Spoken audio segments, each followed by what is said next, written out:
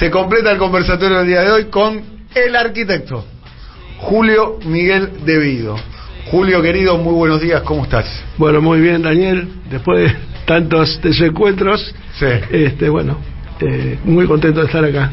Sos un oyente del conversatorio, ¿no?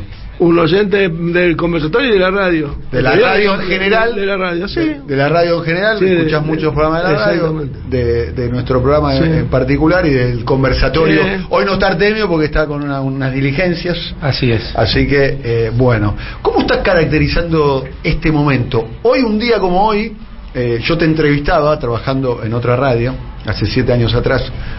Así es. En una marcha que fue la primera marcha del kirchnerismo, del peronismo, en Comodoro Pi, una multitud, una mañana muy lluviosa, muy fría, el 13 de abril del año 16, cuando Cristina estaba frente a la primera indagatoria, convocada por el juez federal Claudio Bonadío, por la cuestión de dólar futuro, donde Cristina da un discurso muy claro, muy articulado, donde dice: mis fueros son ustedes, refiriéndose a la multitud, y por otro lado dicen: no vienen por mí, sino vienen por sus derechos. Y fue el rostro de la resistencia al macrismo, lo cual terminó, bueno, con Cristina haciendo una formidable elección en el año 17 y luego con la gravitación que tuvo en el año 19 la conformación de la fórmula. Eso 7 años atrás. 7 años después la situación es, llamémoslo, completamente diferente. ¿Cómo caracterizás hoy la situación del campo nacional y popular, del kirchnerismo, del peronismo? Mirá, yo en ese momento estábamos todos en víspera de la persecución. Muy pocos días después vino el pedido de inhabilidad moral para mi persona en la Cámara de Diputados, que fue sorteado, en el sentido que, bueno, si bien perdimos la votación, no tuvieron los 2/3 para sacarme de la Cámara, que fue una pelea que luego no se reprodujo cuando fue el pedido de desafuero. Sí, hay que decir que muchos que votaron la inhabilidad moral en el año 16 en contra tuya, hoy integran este gobierno, ¿no? O fuerzas políticas integran este gobierno, ¿no? Sí. Frente Renovador, por caso, ¿no? Sí, el presidente tiene la presidencia de la Cámara de Diputados y el Ministerio de Economía. Y además de uno de ellos se habla que es un potencial candidato, según estaba escuchando en la radio antes y tu comentario con el cual coincido, y bueno, y que reflejaba objetivamente lo que pasó ayer en la reunión que tuvieron en el Senado con Cristina, algunos dirigentes gremiales particularmente, y otros políticos, es decir, donde Cristina planteaba esa suerte de afecto y que se dirigía más llamándolo Sergio y demás. O sea que evidentemente habría una intencionalidad de impulsarlo como candidato, además. Pero bueno, son cosas que ya vienen siendo sistemáticas.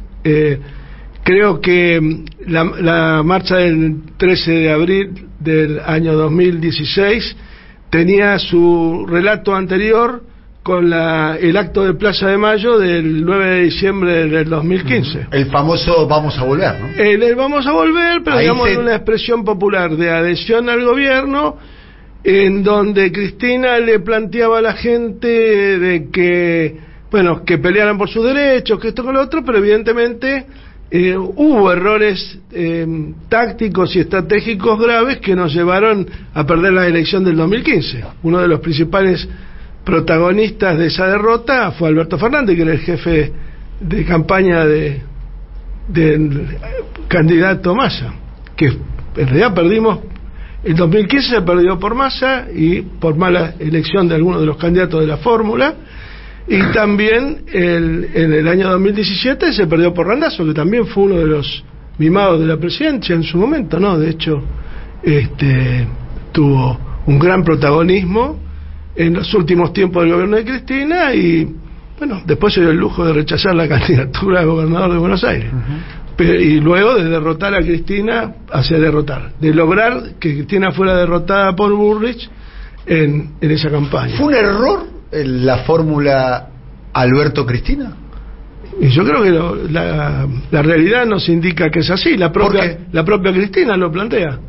Porque no, sí, digamos, lo plantea en su discurso y en las críticas permanentes, sobre todo en materia económica, que le hace al gobierno, fundamentalmente creo que por el acuerdo con el fondo, donde Desaira, quien fue su mentora política e impulsora de su candidatura, pues claramente la renuncia de Máximo a la presidencia del bloque en la Cámara de Diputados habla a las claras de una situación de quiebre. Ahí se quiebra el Frente de Todos, por más que algunos lo vean vivito y coleando. Yo creo que el Frente de Todos está en vísperas de una extinción política. Creo que se tiene que recrear con otro nombre, de otra manera, con otras formas, con otros candidatos, con otro programa, con otras políticas, y de alguna manera valorizando aquellos valores que se plantearon en la Plaza de Mayo en diciembre del 2015, ¿no? Estamos hablando con el arquitecto Julio Miguel Devido. ¿Tu primer contacto con Néstor, con Cristina, fue en qué año y dónde? La primera vez que se encontraron. Fue en Río Gallegos. ¿Año? Año 2000, perdón. No te hagas. ¿1987? No. Digamos, en el 80 y... Yo fui a vivir a Gallegos, a radicarme en Gallegos el 5 de enero del 83. ¿Fue la primera vez? En octubre, por ahí, agosto, septiembre, octubre del 83, a 2 cuadras de la casa donde yo vivía, había una unidad básica y convocaban ¿Vos eras un laburante telefónico? Yo no, en ese momento ya estaba trabajando en la actividad privada. Había dejado trabajar en renuncié en Entel y ingresé a la actividad privada trabajando en una empresa constructora. ¿Y eras peronista y dijiste, che, ¿dónde puedo militar? No, en realidad llevaron los volantes a casa y bueno... No me digas que te los llevaron los volantes de Néstor o Cristina, ¿no? No, vino el compañero que vivía ahí, me acuerdo se llamaba Punjabi. Bien, y empezaste a laburar con ellos. Y empecé a ir a las reuniones de los viernes. Claro, que eran los viernes se juntaban. Afuera. ¿Cuántos había en esa reunión? ¿Cuánto? ¿Cuánta gente había en esa reunión? ¿80 y pico? No, 30, 40. Eran 30 o 40 que se juntaban. Después empezó a multiplicar. Lo que pasa es que había un criterio de responsables. Cada barrio tenía 1, 2 o 3 responsables y que concurrían a esa reunión. El famoso laburo territorial. Exactamente. Pregunta. Profundo. ¿Y Néstor ya tenía uñas de guitarrero? En esa época. Sí, vos ya le veías a Néstor un dirigente. Imagínate que, bueno, Arturo Pulicelli asume el 10 de diciembre del 1983. Y Néstor asume en ese momento como presidente de la Caja de Previsión. Así algo es. Parecido a ANSES local, claro. Al ANSES. Bueno, y se arma un fondo único, o sea, se hizo una cuenta única del Tesoro, entonces los organismos autárquicos no recibían automáticamente el goteo de fondo. Y bueno, ahí se vino una discusión muy fuerte con... ¿A los pocos meses se fue? A los 6 meses. Creo que menos, A ver, si no ¿esto qué quiere decir? Ahí me vinculé mucho más con él porque me compré la lucha, esa capacidad... La determinación. Que tenía y la determinación. En pleno proceso democrático, donde toda la primavera y todo lo que hubo... Estaba todo bien. Estaba claro. Bien, conocés como pocos a Néstor, que trabajaste muchos años al lado de él. Fuiste vos y Carlos Tomada fueron los únicos 2 ministros que acompañaron tanto a Néstor, a Cristina durante las 12 años y medio de las 3 presidencias. Con respecto a la deuda externa, ¿no? Te hago esta pregunta bien puntual, Julio, que vos lo conocés bien y apelo a la información que vos podés tener y a tu capacidad de análisis y a tu experiencia histórica, Julio. Teniendo en cuenta que la deuda era tan determinante del mandato presidencial de Alberto y Cristina, ¿no? Que era un tema determinante, ¿no? Que iba a determinar la presidencia. ¿Cuál es la razón por la cual el kirchnerismo y Cristina en particular no tenía ningún hombre o mujer propia dentro del equipo de negociación? Si uno piensa que Martín Guzmán, ¿no? Un hombre criado en Estados Unidos, en el sector de Stiglitz, los demócratas norteamericanos, Universidad de Columbia. Después estaba Sergio Chodos, que no le responde a él. Universidad de Columbia. Universidad de Columbia, también abogado, no en el caso... No sabe mucho de finanzas. Sabe mucho de finanzas, pero es un abogado. Después estaba Jorge Argüello, que ya lo conocemos. Jorge Argüello fue cabalista, ahora es albertista y demás, ¿no? Embajador, alguien que gravita alrededor de...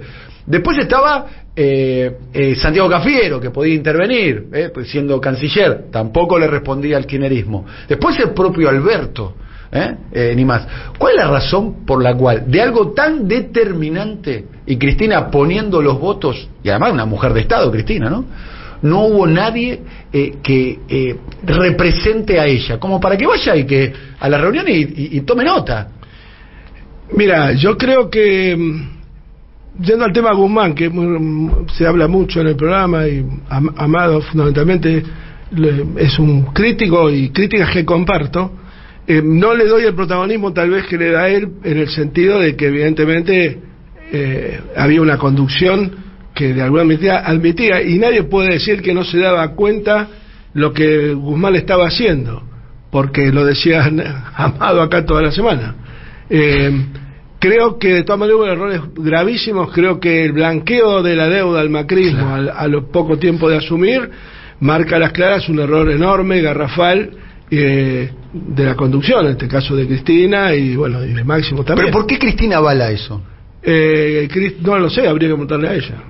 No lo sé. ¿Vos podés arrojar alguna hipótesis? No, creo que Cristina tiene un discurso muy bueno, excelente, te diría que la mejor oradora que tiene este país, y creo que tiene en la cabeza claramente hacia dónde quiere ir y qué es lo que quiere hacer. Lo que pasa que y en esto yo soy muy crítico de ella, en los caminos y las personas que elige para llevarlos adelante.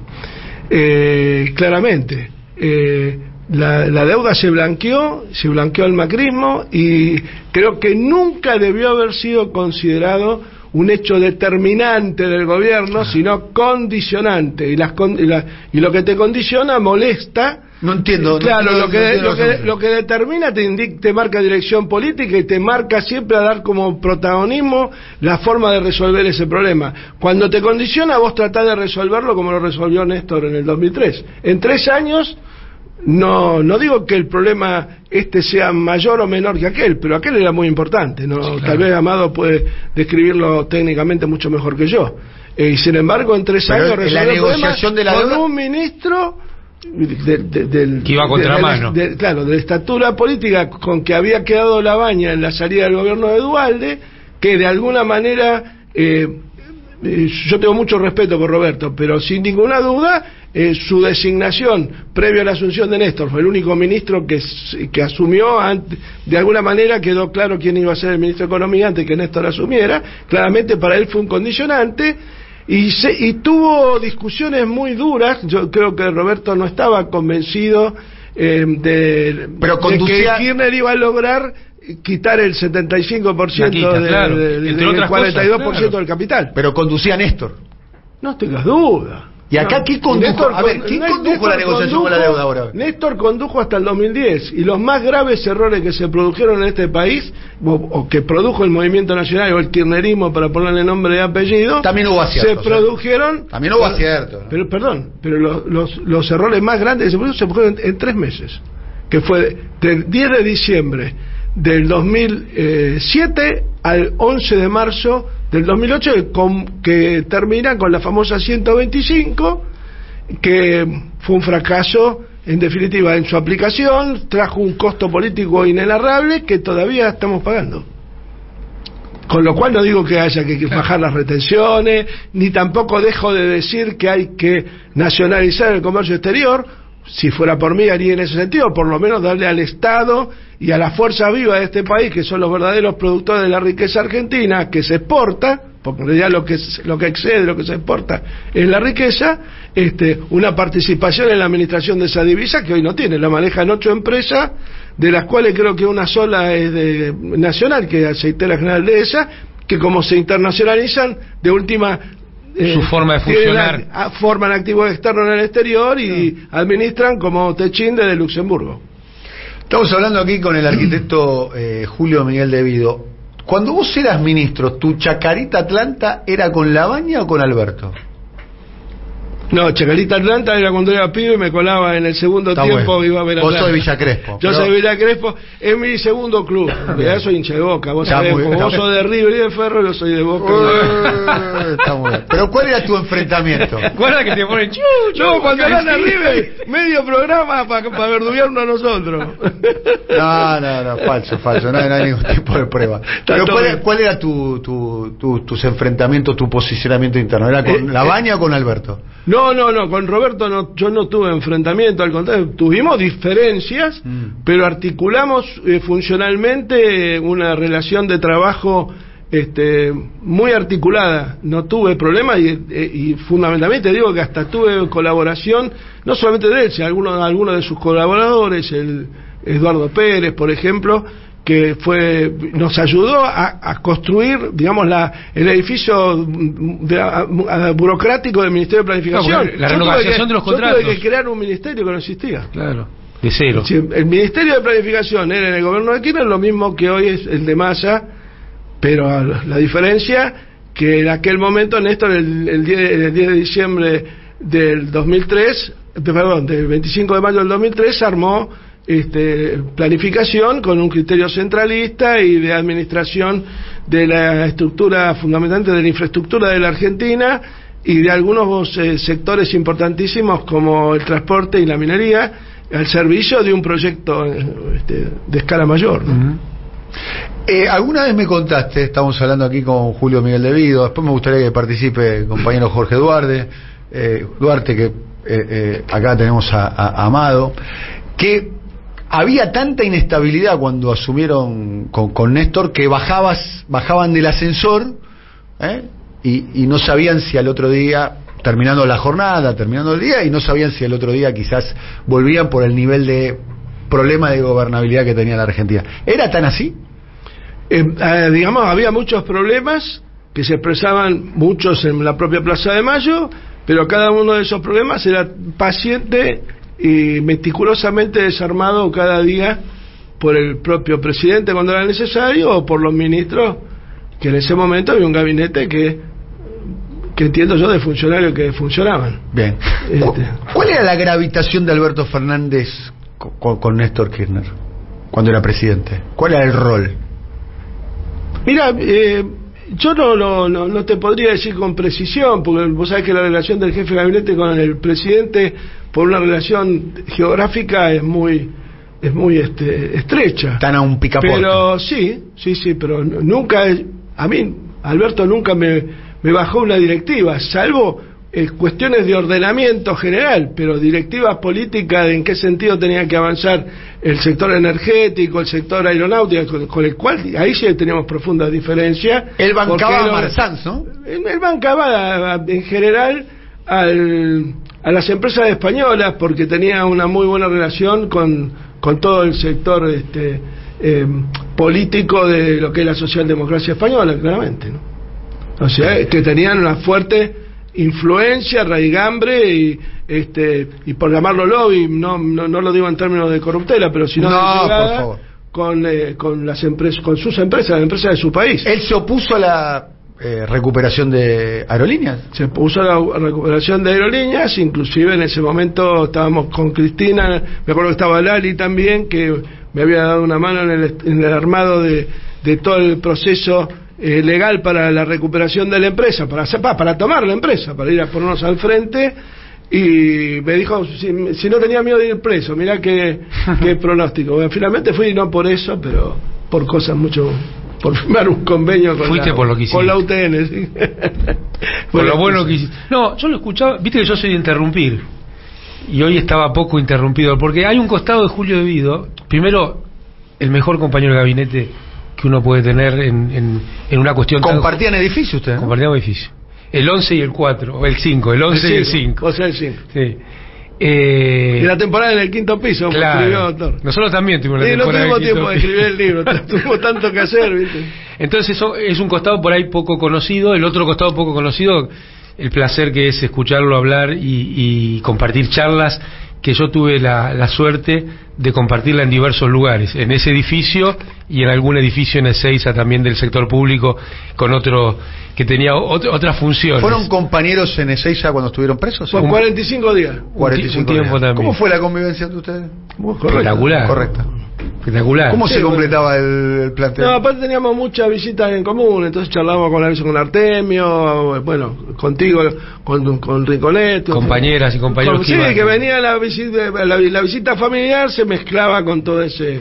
La unidad básica es Ezeiza. ¿Qué les queda del paso? Pero, yo quería algo, es decir, que volver a la conceptualización que él hacía al principio, cuando describía el proceso político, ¿no?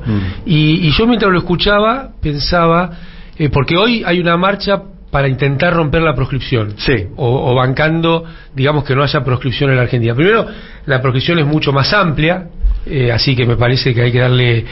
cuando se centraliza mucho en una persona, las cosas pierden el sentido político a veces, ¿no? Y acá el sentido político es que la proscripción sobre Cristina en realidad es una proscripción sobre el peronismo, sobre las ideas, sobre esto que te digan, che, guarda, si haces eso que vas a ir preso, como le dijo otro miembro del gabinete a Julio De Vido en su momento. Alberto Fernández. Sí, en realidad me preguntó si no tenía miedo y empiezo, yo claro, obviamente le contesté que no. No, pero... la proscripción, y esto que indicaba Julio del derrotero político de los últimos años, podríamos decir que un punto alto porque ahora está la discusión semántica de qué es la proscripción, ¿no? Si es legal, si no es legal. Para mí la proscripción fue un momento alto de la proscripción, fue cuando dijeron con Cristina no alcanza, sin Cristina no se puede. Ya ese era un formato sociológico. El no se puede de por sí no me parece un eslogan político virtuoso. Claro, ¿no? ¿qué es no se puede? Claro, yo lo que creo respecto a... Y no quiero dejarte de decir esto porque varias veces lo estamos hablando con Amado afuera. Creo que es un momento de grandes disrupciones. De hecho, la derecha es disruptiva todos los días. Y evidentemente en la medida que el Frente de Todos o el sector nacional y popular o el peronismo, para ser más preciso, no se ponga un poco disruptivo, evidentemente no tenemos ninguna posibilidad de competir. Evidentemente la candidatura del presidente bloquea el proceso de discusión interna profundísimo que teníamos que darnos, porque además de alguna manera exponer nuestro proyecto político, también tenemos que plantear nuestra autocrítica. Es que lo que estamos proponiendo es el no se puede. Ahí quería llegar. Yo creo que hay una proscripción a Cristina y hay una proscripción a hacer cosas distintas. Pero una sola, sí, lo que una sola tenemos, cosa. 35 minutos. Me da la sensación que la disrupción, la cuestión de la proscripción en términos políticos existe, concreta, taxativa, sensible, pero eso. Justamente si Cristina tomara la decisión de ser candidata, porque realmente en términos burocráticos para la justicia no está proscripta, y realmente la impugna la justicia o la condena o le deja firme la condena, ahí se generaría un hecho disruptivo gigantesco, claro, que haría trastabillar a esa disrupción disfrazada de la derecha. Yo creo claramente eso, y así como te lo dije a vos, Daniel, cuando se planteó el conflicto con el Consejo de la Magistratura, que había que plantear un conflicto de poderes para generar un proceso de disrupción. Se terminó haciendo. Si se hubiera hecho en el momento que se derogó una ley y no se hizo, evidentemente hoy tendríamos un escenario completamente diferente. Estamos aquí, conversatorio. En un rato quiero ponerles lo que dijo ayer en la rural Mauricio Macri, porque es una frase que me parece muy temeraria, que tiene que ver con cuál es el programa que tiene la derecha para la Argentina en un momento donde la derecha está en términos electorales muy competitiva. Pero acá es lo que dice Julio, son disruptivos. Bien, porque utilizan la palabra semidinamitar todo, no, y comparado con Milei, en un ratito lo estamos escuchando. Lo tenemos ahí a Jorge Duarte, especialista del Movimiento Obrero Organizado. Julio Amado, quería preguntarle lo siguiente, porque sé que ayer en la discusión se trasladó un debate que tiene que ver también con un debate en el kirchnerismo, y era ¿cómo se sale de esto? Había dos posiciones, unos que decían, bueno, se sale con Cristina, y otros decían, no, se sale con todos, con Cristina conduciendo, con Alberto adentro, con todos adentro. ¿Qué piensan ustedes? ¿Se puede con Alberto? ¿Hay que ir hacia otro armado, sin Alberto, con menos compañeros, con una idea más clara? Siempre cuanto más mejor, siempre que no obture la conducción. Está claro que con este sistema no salís. Con este presidente, con este gabinete, con este ideario, no salís. Porque, volviendo a algo que se decía al principio también, Julio hablaba del tema de la deuda. El tema de la deuda, a veces te dicen, no, bueno, vos qué sabés. El tema de la deuda es un tema político, no es un tema económico-financiero. Y vos fijate que nuestro gobierno lo que hizo fue profundizar o consolidar la política de Macri. Lo quiero decir con todas las letras. En ese tema consolidó la política Macri. El kirchnerismo, el peronismo kirchnerista, llamalo como quiera, una de las premisas era desendeudar, que era una de las premisas de Perón en su primer y segundo gobierno, ¿no? No nos olvidemos que no es una cosa que nació un repollo. Cuando se declaró la independencia económica de Argentina, a mediados de la década del 40, era el día que se terminó de pagar la deuda, fue un 9 de julio. Entonces, esa bandera la retoma Néstor Kirchner, la retoma Cristina Fernández de Kirchner. El desendeudamiento es una política de Estado y se lleva adelante y se logra, y eso permite entrar en el proceso más largo de crecimiento con inclusión social de la historia argentina. Tampoco hay que olvidarlo. Se duplicó el PBI y no faltaba energía, porque había un proceso de planificación federal, había un proceso macroeconómico y había un proceso de inclusión social. Entonces estas cosas yo creo que no las podemos dejar de costado. Entonces me parece que si no hay un programa claro y disruptivo respecto a las frases hechas, no tenemos nada para ofrecer a la sociedad salvo el no se puede. Hoy eso lo encarna Cristina Fernández de Kirchner como la principal figura que lo puede llevar adelante. A mí me parece que esta situación que estamos viviendo es ya fruto de la proscripción en el 2009, con Cristina no alcanza, sin Cristina no se puede, y esa proscripción nos llevó a malas políticas públicas. La convencieron a ella de que con ella no se podía, porque si vos relees o reescuchás o revés el video de presentación de la candidatura de Alberto Fernández, yo lo estuve haciendo para el trabajo que estuvimos haciendo para... Se escribió un libro. ¿Cómo? Se escribió un libro. Vos dijiste ayer que había que hacer el Sinceramente 2. En un momento me parece que habría que... a mí no me gusta la palabra autocrítica para la política. A mí me gusta la palabra evaluación política. En algún ámbito se tiene que hacer, o privadamente o públicamente. Cada uno de los protagonistas elegirá el momento de... No, yo no digo de hacerlo como dice el camarada Stalin, pero... No sé qué decía Stalin. Y la purga, es decir, sentarte y decir que es lo peor del mundo. Creo que el debate hay que darlo, es inevitable. Ahora, ¿cómo lo das? ¿Dónde lo das? Y con la difusión que le des, es otra alternativa. Néstor, cuando hablaba en función de la pregunta que hizo él, sí, cortito, Néstor decía que lo peor que podía haber en la política era plantear consignas negativas. No se puede, no alcanza, eso es lo peor, porque te lleva a un fracaso ya preanunciado.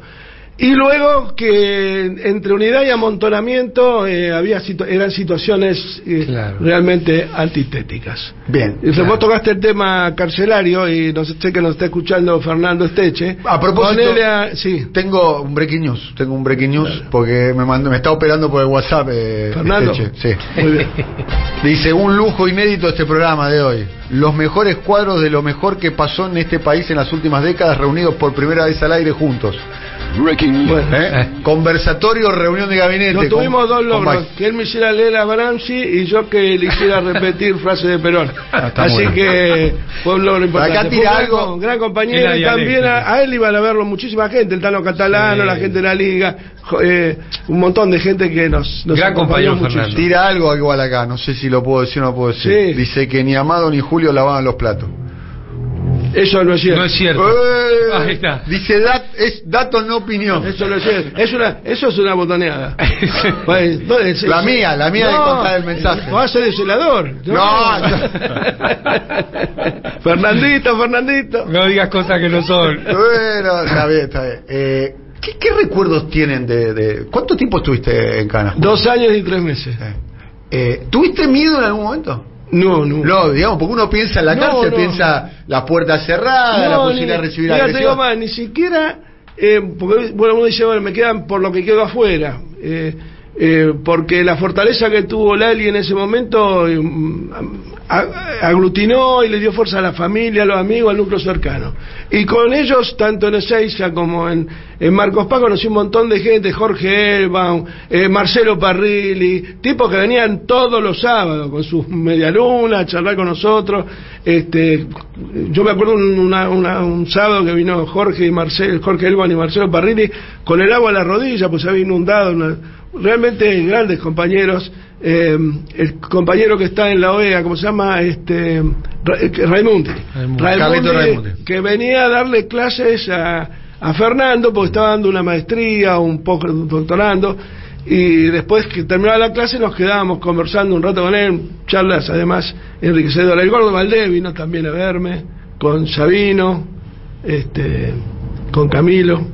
El primero que fue a visitarte fue Miguel Ángel Miguel Pichetto, el primer y único senador que me visitó, con el que mantengo relación actualmente, personal. El primero que fue a visitarte fue Miguel Ángel Pichetto. Miguel Ángel, sí. Un día también de lluvia se empapó. Yo te puedo decir una cosa. Le quisimos si dar tengo la máquina del tiempo, llévame al... Ese diálogo me gustaría saber de qué hablaban Pichetto. Bueno, Pichetto todavía no... ¿Qué estás en Marcos Paz? Marcos Paz, sí, todavía no. ¿Tuvo algún...? Sí. No había estado... No había sido candidato de Macri ni nada, o sea, cosa que tampoco me alejó en lo personal, porque, me acuerdo que llovía muchísimo y le ofrecimos entre los presos, juntamos una campera plástica para que se pusiera, porque él andaba siempre con su... La serie arranca así, Sí, me dice, la lluvia, Pichetto con la campera que le prestaron los presos. Dice, ¿cómo me voy a llevar una campera de ustedes que están presas, Julio? Dijo, bueno, cosa. Hay una admiración mutua entre vos y Pichetto. Tal vez. A ver, yo te voy a contar lo que yo vi. Yo fui al lanzamiento del ARSAT 2, ¿no? Ahí, ¿dónde era? En Curazao. Curú, en Guayana Francesa. En Guayana Francesa, ¿no? Creo cerca de Cayena, 60 kilómetros de Cayena. Claro, que fui ahí y fue porque el ARSAT 2 lo hacía el INVAP. El INVAP es una empresa estatal rionegrina, o tiene capitales estatales rionegrinos, y ahí fue el gobernador, que en ese momento era Bertinec, sí, y fue Pichetto. Me acuerdo que dialogaban mucho, digamos, tenían muy buena relación. Estuvo también Infran. Sí, y vos me dijiste, cada vez que hay un tratamiento de una ley en el Senado, yo pido el discurso de Pichetto para leerlo. Es cierto. Me acuerdo que me lo dijiste en el viaje de regreso, que estuvimos conversando. Cuando fue lo del no positivo de Cobo. Esa fue memorable. Yo junté a todo mi staff y a la mañana lo primero que hice, además de pedirle la renuncia a todos los funcionarios que había puesto Cobo, lo primero que hice fue eso, y leer el discurso con los compañeros para darle un poco de... Con el matrimonio igualitario también. Ahí me trajiste el recuerdo, porque esto que decía Julio, la primera visita que yo tuve fue Fernanda Raberta, solita, a mí me vino a visitar también. La primera visita que tuviste fue compañero... ¿Cuál? El compañero Quieto y el compañero Doñez. No, está bien, pero de la política. Esto es más que acaba de escribir Manu Quieto mandándole saludos a Julio, que está escuchando el programa. Y después senadores, que claro, es difícil, ¿no? La presencia institucional. Sí. Y el senador Urtubey, Piñoco fue uno de los primeros que fue a visitarte también. Sí. Manu Piñoco. El senador Urtubey. Y el Chango, el hermano de Juan Manuel. José Urtubey. Y Marín Pilati estuvo. Y Fernández Sagasti también. Hubo. Y después, sobre el final, nos vino a ver una senadora santiagueña también, que estuvimos un día contigo, ¿te acordás? Sí. Y yo no me acuerdo de la película. Sí, uno se pierde en los recuerdos, ¿no? Sí, pero esas personas que... No, claro, que pero ya era el final, ya habíamos ganado, por lo cual no le quita mérito. No. Y pero había que ir... Ya el que quiso ir, aunque no pudo... No, los primeros días... Había que ir en ese momento. Por eso me acordé de Fernanda Raberta, en pleno macrismo, ¿no? Y no tenía ni pase para entrar, pero como venía desde otra ciudad, la dejaron muy conmovedor, son esos momentos. Y de todas y cada uno de los que fueron, obviamente. Bien, estamos aquí y la figura, quiero hacer esto que hizo Julio, ¿no? Mónica, en ese momento... fue Mónica es la mujer de Amado, la mamá de su pilar de fortaleza muy, muy importante. Bien, fue un momento duro, vos también tuviste un tiempo largo. Además, lo peor es que a vos te sacaban y te volvían a meter, lo cual de alguna manera... producía... eso es jodido. Sí, y en las circunstancias en las cuales te detuvieron a vos, ¿no? En una causa, a vos te tienen por enriquecimiento, la causa de enriquecimiento ilícito del hijo, sin haberte llamado siquiera indagatoria. Claro. A vos tampoco. No, yo estando detenido fui indagatoria. Claro, igual. Fue desaforado. Digamos, desde la última vez por eso digo que a veces ese es uno de los momentos más terribles de la política argentina del 83 a la fecha. Para mí. No es Comodoro Pi solamente. Sí. Te puedo decir algo, no me quiero poner demasiado alambicado y demás.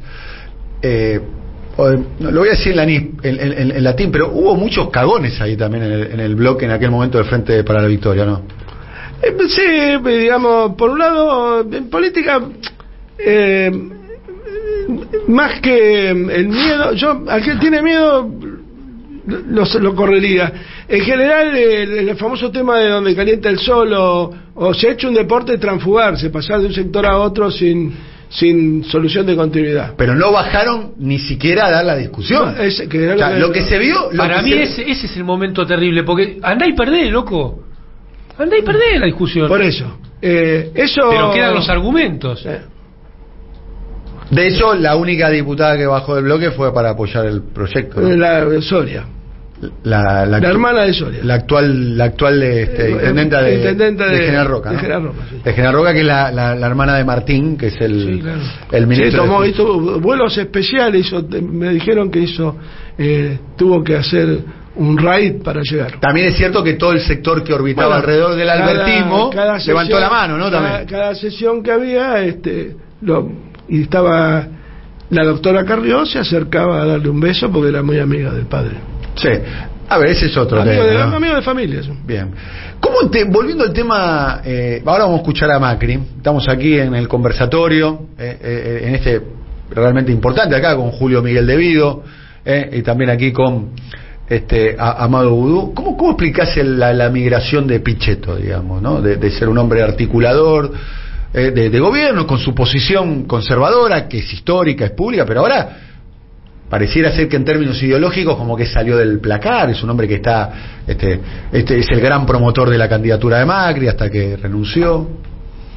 Vos que lo conocés? ¿Sabés lo que pasa? Que podría a lo mejor calificarlo como un error, pero evidentemente pienso que él también sufrió en algún momento el desprecio, la falta de convocatoria ante situaciones que eran que donde debió haber participado y no habérsele bajado la línea directamente, y tal vez esa especie de capítulo diminutivo que se hace de un compañero que a lo mejor está con vos políticamente, pero no piensa exactamente igual que vos, y los marcos de contención.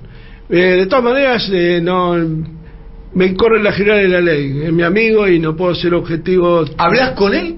Sí, todo el tiempo. Permanentemente. Sí. ¿Y qué caracterizaciones hace él y hacen ustedes? Bastante parecida a la que hacemos nosotros. Sí. En algunos aspectos. En los errores cometidos que llevaron a este cuadro de situación. Pero, nada. Bien, estamos hablando aquí con Julio Miguel Devido. Tenemos un rato más de conversación. Mucha gente que está escuchando, quiero decir, la cantidad de mensajes. Le mandamos un saludo a Edgardo de Petri. Buenísimo el programa con dos amigos. Edgardo de Petri iba todos los sábados. Todos los sábados. Ahí tenía sábados, otro compañero injustamente detenido. Impresionante también el nivel de conexiones que estamos teniendo, ¿no? Estamos bien de conexiones, Guillermo Luis. Estamos teniendo muy buenas conexiones, Igual este programa anda muy bien de conexiones en general. Conexiones son la gente que nos está escuchando online, y estamos realmente muy bien de conexión. Así que estás teniendo rating, o por lo menos en nuestra audiencia hay bastante expectativa. Escuchemos a Mauricio Macri en el día de ayer, en una reunión junto a empresarios, decía esto. Que vamos a ir a una segunda vuelta con esta nueva expresión más liberal, más rupturista, diría yo. O sea, acá el statu quo ha sido una fábrica de pobres en la Argentina y hay muchos aliados del statu quo. Y enfrentarlo es complicado, hace falta mucha energía, mucha convicción.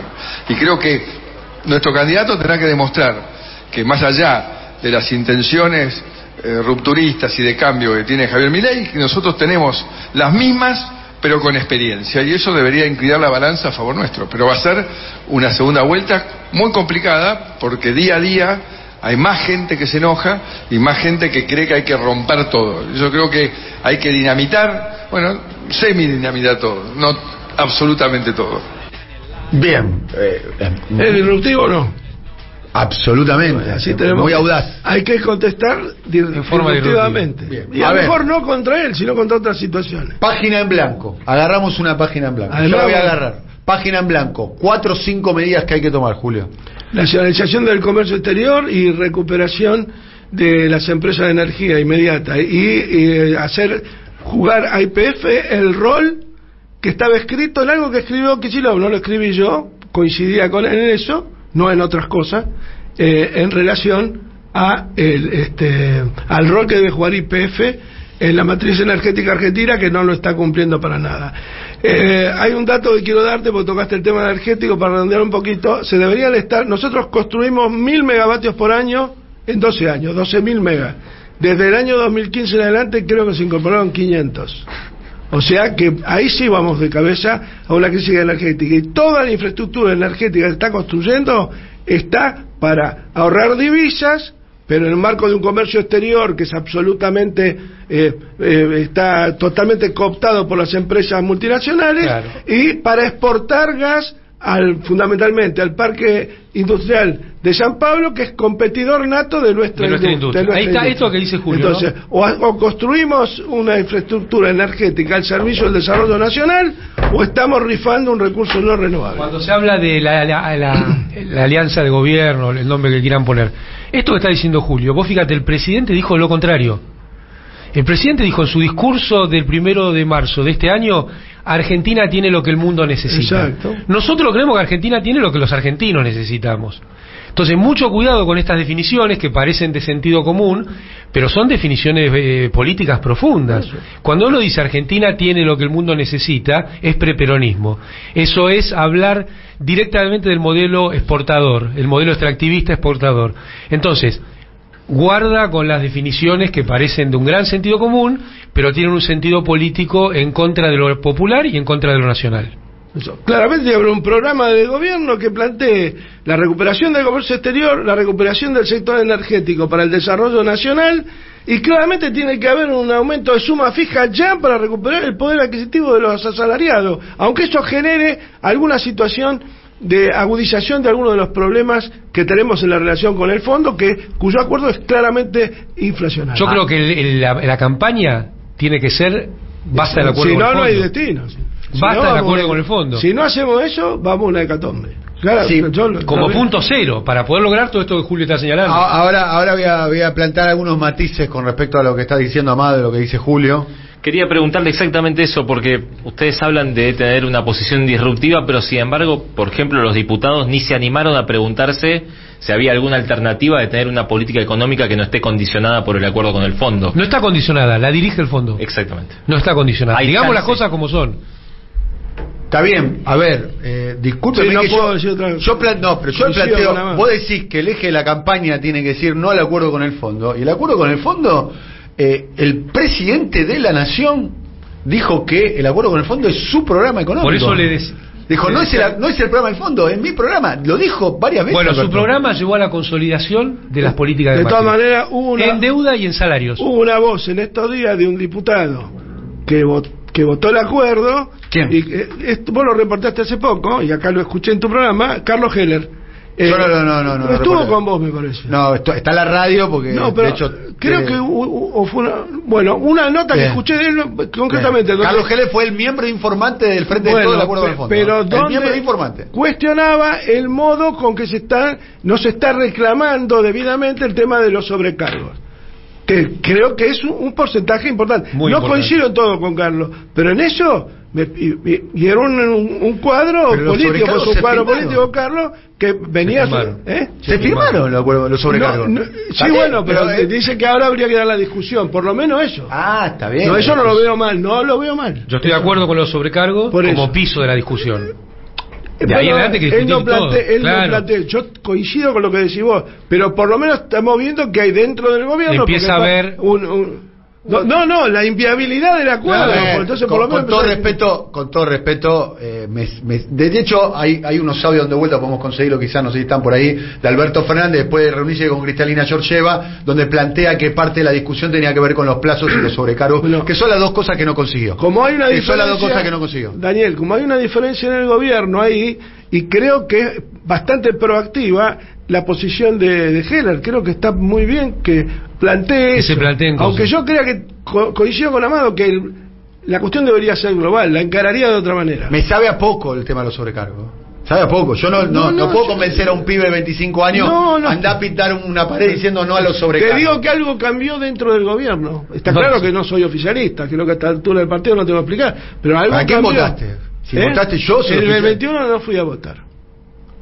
Fui uno de los 4 millones. A la noche me arrepentí muchísimo, y cuando vi que éramos 4 millones me dije, tan equivocado no estaba. En el 21 no fuiste a votar. No fui a votar. No, pero en el 19 sí votaste. Sí, voté a Alberto, sí. Ah, ¿votaste? Sí. ¿Votaste a Alberto? En la O sea, cárcel. Ah, pero estuvo bien. Entonces. Y me voté yo mismo porque yo era candidato a diputado. Ah, te votaste vos mismo. ¿Pudiste ser candidato estando preso? Sí. Ya, estabas detenido y fuiste... ¿Por qué lo hice? Primero un compañero, amigo, el caso de Santiago Acuña, me ofreció y me pareció que era tácticamente muy valorable poder plantear, aquí estoy. Y además mi oposición era a Massa, porque yo competía con Massa. Bueno, los compañeros igual le votaron a Massa. Está bien. Pero esto de los 4 millones que no fueron a votar, en ese que tener momento... mucho cuidado con esta cuestión. Claro. ¿Qué mesaza están diciendo muchos, Están planteando acá, Me parece que está escuchando Santiago Cuño, me parece. Por eso yo digo que a veces lo que parece... Le mandamos saludos. ¿Cuánto teléfono? Alguien que dice que es Santiago Cuño me está mandando mensaje, pero un teléfono que no conozco. O sea, y bueno, por ahí lo será cambió. Santiago Cuño o alguien que se hace pasar por Santiago Cuño. Por ahí la portabilidad que puso Julio Evido ya no funciona. Él dice que se siente amigo tuyo. Sí, claramente. Bueno, 10 minutos para terminar este programa, este conversatorio. Podemos decir, muchos realmente está explotado el nivel de conexiones.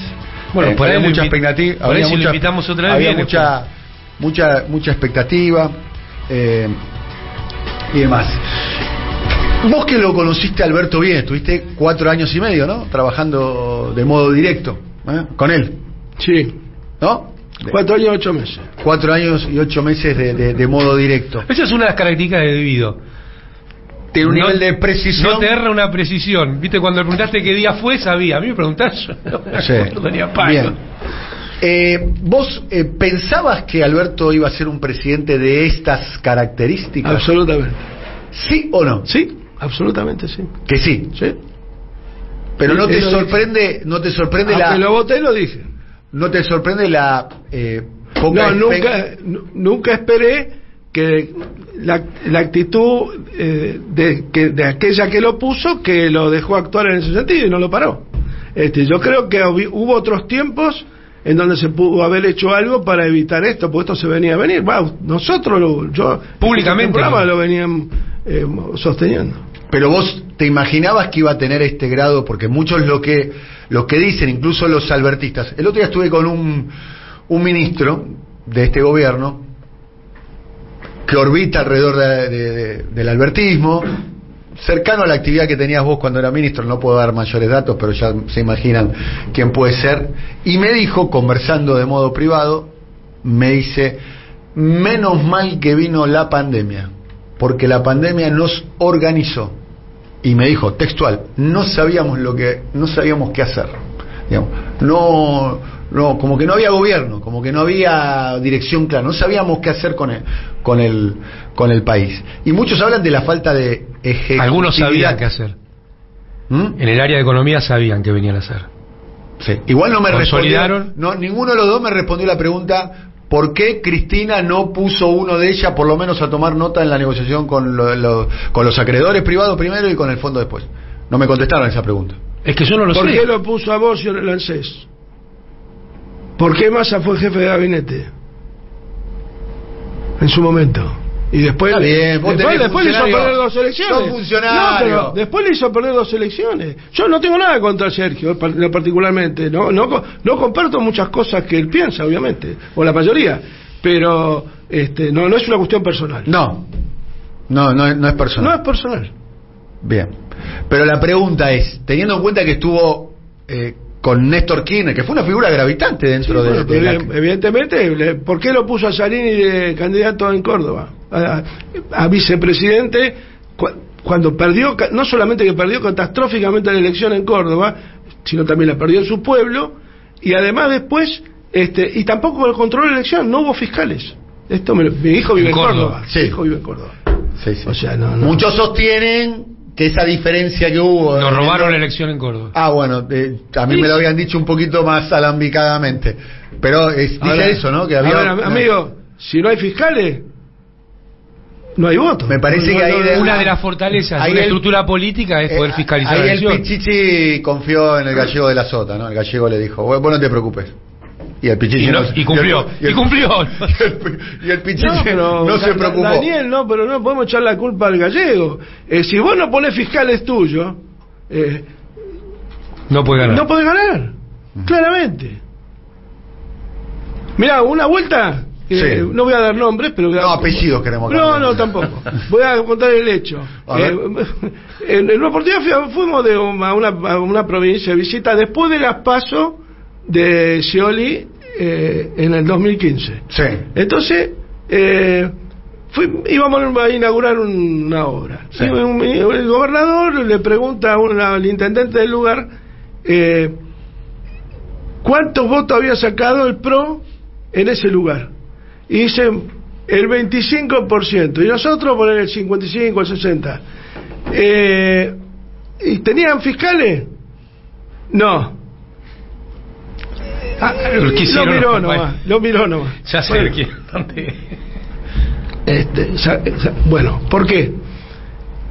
Porque en ese momento había una ola negativa para la fórmula que partía del propio Frente para la Victoria, que así se llamaba, porque no le gustaba la candidatura de Scioli, porque no se habilitó la posibilidad de una PASO, pero una PASO con debate, ¿no? Donde el presidente se ponía y todos piensan que mañana se baja, que no se baja, con lo cual nadie puede formular ningún plan, porque no se sabe con quién vas a competir. Cuando el PRO sabe que está Bullrich, Larreta, y bueno, y Macri operando para Bullrich aparentemente, porque en realidad lo que se dice es que el tipo está hoy arrepentido de haberse bajado. ¿Y si es él? Para.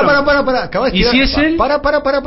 ¿Cómo? Acabas de decir algo y vos tenés un nivel de información alto. Sí. Dice que está arrepentido de haberse bajado. ¿Quién? Macri. De hecho, desarrolle Julio Miguel. Lo que vos acabás de pasar a... Es un candidato. Habla como candidato. Es un candidato. Y en 2 lugares. Sí.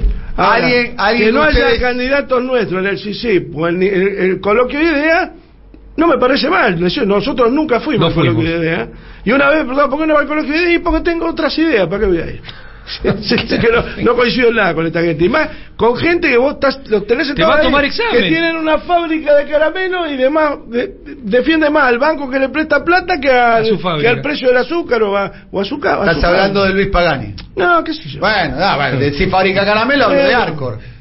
Pagani, lo que pasa que es heredero, tiene un padre que era un talento enorme, con una visión nacional grande, y él de la Fundación Mediterránea. ¿Cuál es el mejor empresario de la Argentina? El mejor empresario de la Argentina. Sí, ¿cuál es su tipo? Alguna vez me hablaste muy bien del Colorado Brito. Y bueno, pues se murió. Ya sé, pero ustedes tenían también ahí un superclásico con el Colorado Brito. ¿Yo? No, vos no, pero el Pingüino. Sí, Axel fundamentalmente. Un gran empresario argentino. Jorge Brito. Siempre que yo tuve una conversación con él fue hablando de cosas de la Argentina, aún disintiendo, yo creo que era tenía una visión que valía la pena. En el momento que falleció, la palabra imprescindible no cierra, pero era un tipo trascendente y hubiera generado un proceso de equilibrio dentro de AEA y estas cuestiones. Era el único que le pegaba un puñetazo en la mesa a Mañeto, los demás. Siempre tenía visión. ¿Cómo? Claro, el único que disentía con Mañeto, con las cuestiones de Mañeto. Una visión nacional. De hecho, cuando fue a declarar a una de las tantas causas, se fue con la muda de ropa, ¿no? Pues pensó que lo iban a detener. Que lo detenía. Se fue con el bolsito. Sí. O sea, se fue a declarar pensando que no salía el que iba a quedar adentro. Sí.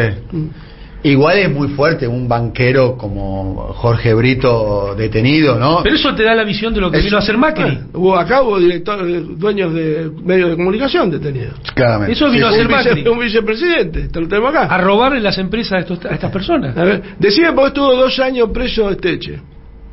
Por la causa del memorándum con Irán, cuando no siquiera era funcionario. Era funcionario y además era un militante en contra de nosotros en muchas cuestiones. Estuvo detenido. Cuando fue el no, por eso acá nos olvidamos de la cuestión. Otra cosa que consolidó este gobierno, de lo que hizo Macri, es el sistema de justicia. El mal llamado sistema de justicia. No tengo otro empresario, no me sale. ¿No? ¿Existe la autodenominada, autopercibida burguesía nacional? Existe con dirección cuando tirame 3 nombres. Cuando había conducción política. Bueno, cuando Néstor habló de ese tema se refería a Brito, que había habilitado una línea de crédito para resolver las primeras certificaciones de obra que nosotros no teníamos caja para resolverla. Entonces les compraba los certificados de obra. Y bueno, digo, hoy este es un hecho que demuestra que hay una burguesía nacional que se puede poner en movimiento. Tampoco la... Eso te iba a decir, hay una burguesía nacional que es una tercera capa. Pero los cabezones, digamos, sí. Ahí es muy lábil, muy lábil. Yo te podría decir, vos decís un buen empresario, te digo Raúl Bertuga, que fue un empresario tenía una empresa de construcción de gasoducto, que cuando lo apretaron por el tema de la causa de los cuadernos, dijo que claro, voy preso. Bueno, estamos terminando el conversatorio histórico con la presencia de Quito Aragón. ¿Lo viste a Quito Aragón? Está en No lo vi. Ahí, Quito Aragón. Hola, Quito, ¿cómo estás? Quito Aragón.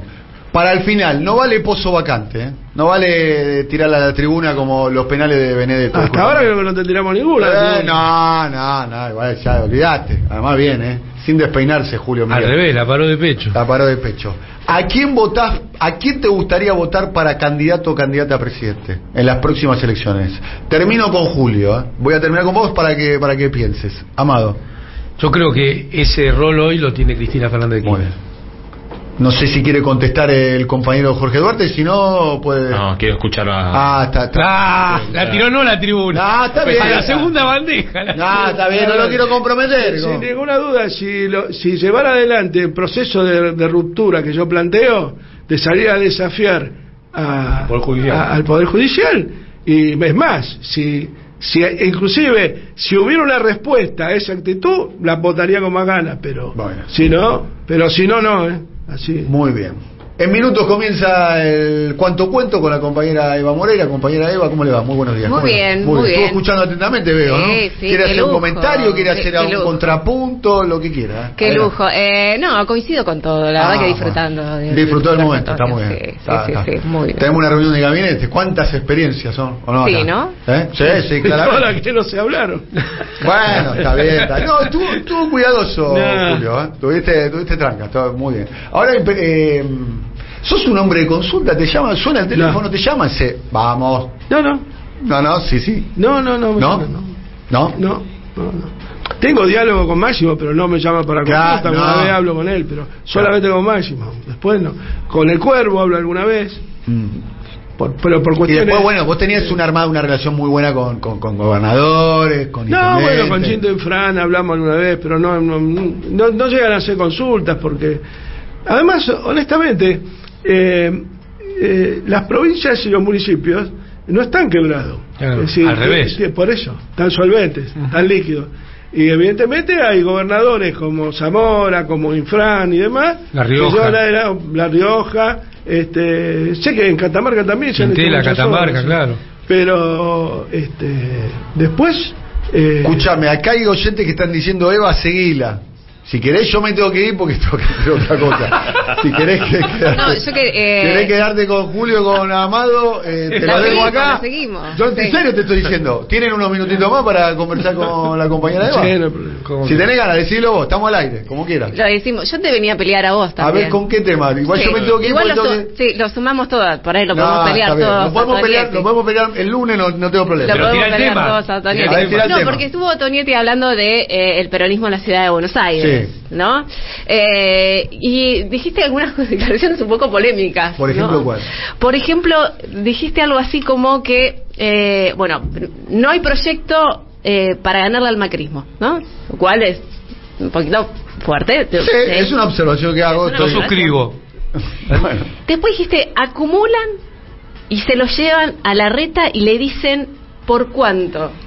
¿Esto por cuánto? ¿No? Como que hay una negociación por cargos. Antes a Macri, ahora a Larreta, sí. Ahora, ¿no? Sí.